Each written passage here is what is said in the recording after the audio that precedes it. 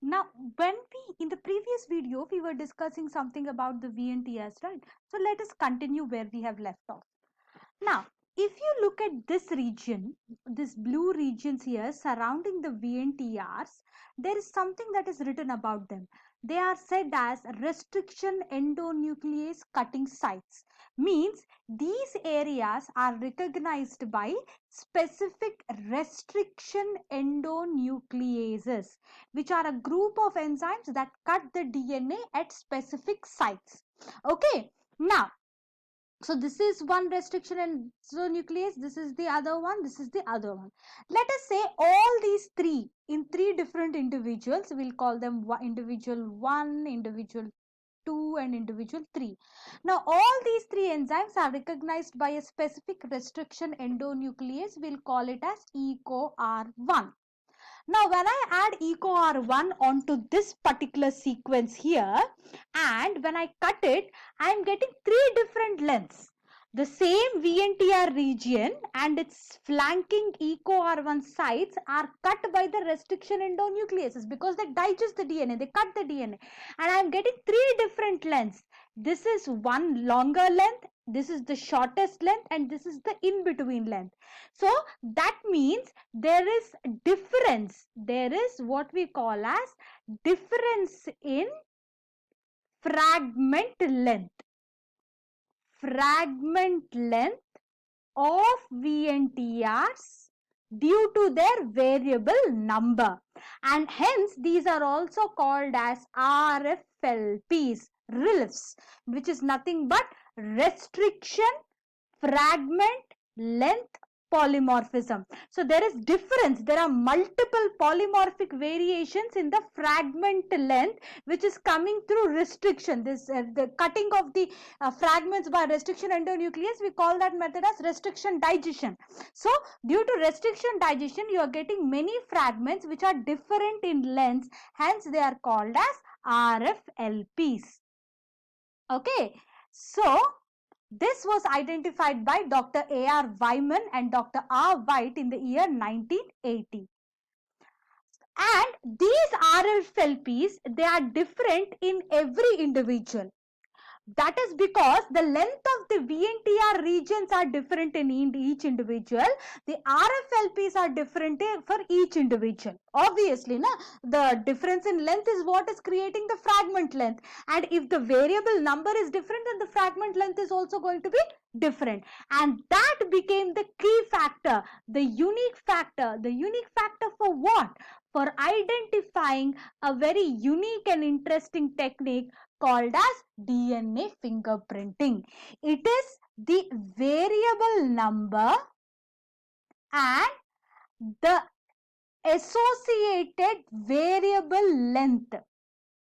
Difference in number will create the difference in length, and it is what has become the key factor for DNA fingerprinting.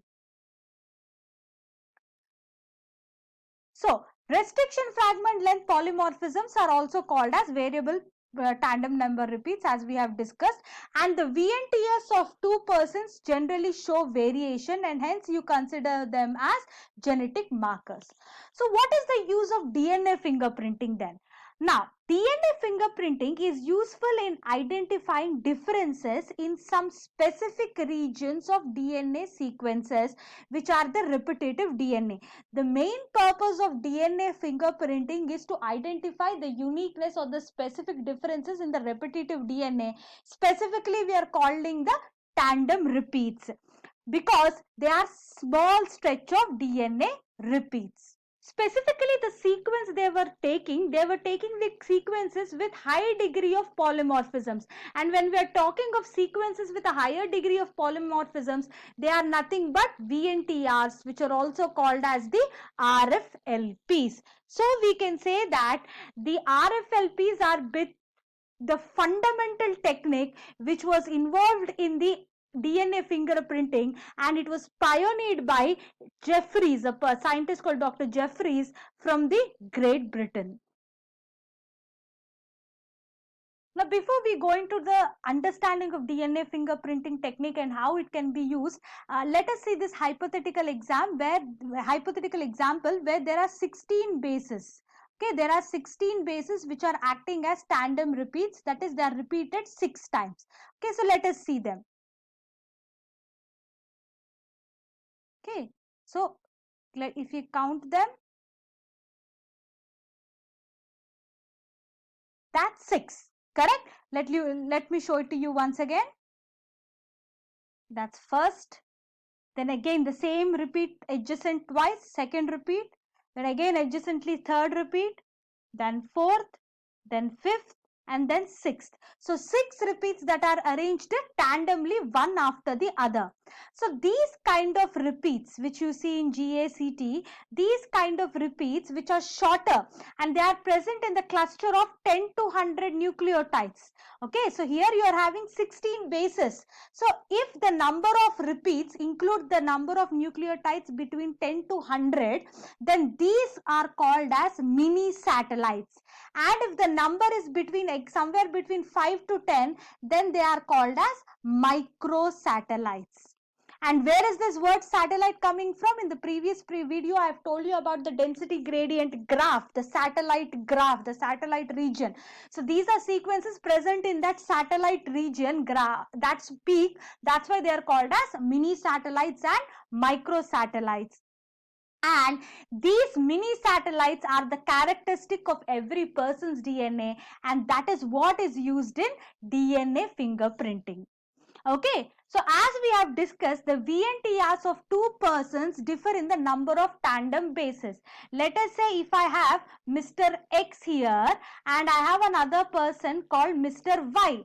Now, both of them we are taking chromosome 1 of both Mr. X and Mr. Y, and the locus is the same. Mr. X will have 10 repeats and Mr. Y can have 18 repeats. So the number of repeats are never the same. They are completely random and they are completely different from one person to another person. And these changes are caused due to gene recombinations and mutations. Now, if you remember the basic chromosomal structure, human beings contain a pair of each chromosomes, which we call as homologous pairs. Means chromosome 1 exists in pairs. Okay, these are two identical copies. Okay, the diagram wise they don't look very identical. Sorry for that, but they are actually identical. Okay, so these are identical homologous chromosomes. Now, we know that in these identical chromosomes, one is maternal in origin. Okay, that means you have received this from the mother, that is the egg, during fertilization. The other one is paternal in origin. Okay, so this one is paternal in origin. That means you have received it from the father's sperm during fertilization. When you have 23 pairs, that means each pair, one homologous chromosome is coming from one parent and other is coming from the other parent. I mean, if you remember fertilization and the concept of meiosis and everything, this will become very clear. So now, father will have a different set of repeats. Let us say this is chromosome, we'll call this as chromosome 4. Now, chromosome 4, we'll call a hypothetical locus A. In locus A, which is present somewhere in this region, suppose, this locus A on the paternal chromosome will have VNTRs containing 18 repeats. The same chromosome 4 copy, the homologue of chromosome 4, but which is coming from the mother, in the same locus A region, the mother will be having 12. Because father is a completely different individual, so he'll have one set of VNTR number, and mother is another individual with one VNTR. And when fertilization happens, because the offspring is a combination of both mother and father, you're getting both homologous chromosomes, one each from one parent, each with one different VNTRs. So, a child might inherit a 6 tandem repeat from the mother and 4 times repeated from the father on the same homologous chromosome. So, when I take a child only or an individual, in an individual also, homologous chromosomes will not have the same VNTR repeats like 12, 12 or 4, 4 like that. One will have 6, one will have 4, one will have 18, one will have 12. Why? Because of the paternal and maternal chromosomes and the fertilization concept. And so this means half of the VNTR, as I've already told you, this variance, the variations of the VNTRs, we are calling them as alleles or variants, right? So, half of the VNTR alleles of the child represent that of the mother and other half represent that of the father, which is nothing but a typical heterozygous condition. You remember heterozygous condition? Let us say the mother has this allelic configuration and father has this. The offspring will have capital A, small a. This is a heterozygous condition. Now this is what is seen in every individual for VNTRs. In VNTRs, there will be no homozygosity. There will always be heterozygosity completely present.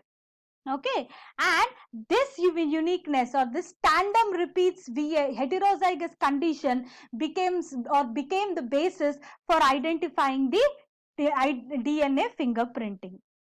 Okay, so in the next video, we are going to talk about what is DNA fingerprinting and how it is done properly.